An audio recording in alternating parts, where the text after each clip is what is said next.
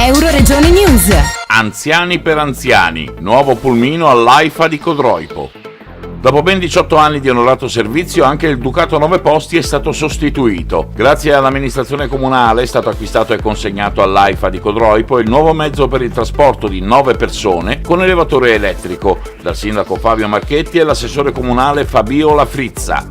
Abbiamo consegnato questo bellissimo furgone alle mie spalle, di un valore anche importante perché siamo all'incirca 45.000 euro di spesa che l'amministrazione comunale ha acquistato e consegnato con un comodato gratuito all'AIFA, Associazione Italiana fra gli Anziani e Volontariato, che si occupa giusto appunto del servizio di trasporto delle persone anziane.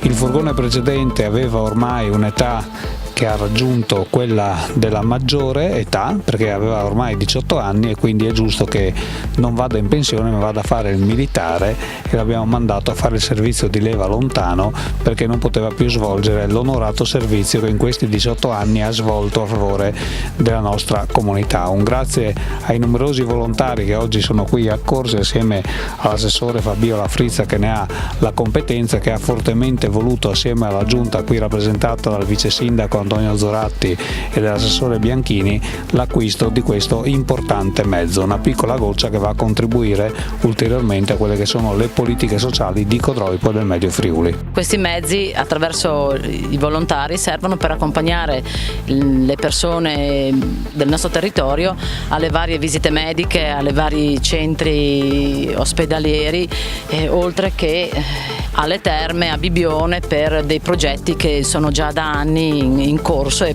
continueranno grazie all'acquisto di questo furgone che mette in sicurezza sia chi guida sia chi viene trasportato. Grazie ancora ai volontari dell'AIFA che con questo mezzo potranno continuare le loro attività di volontariato a favore dei nostri cittadini.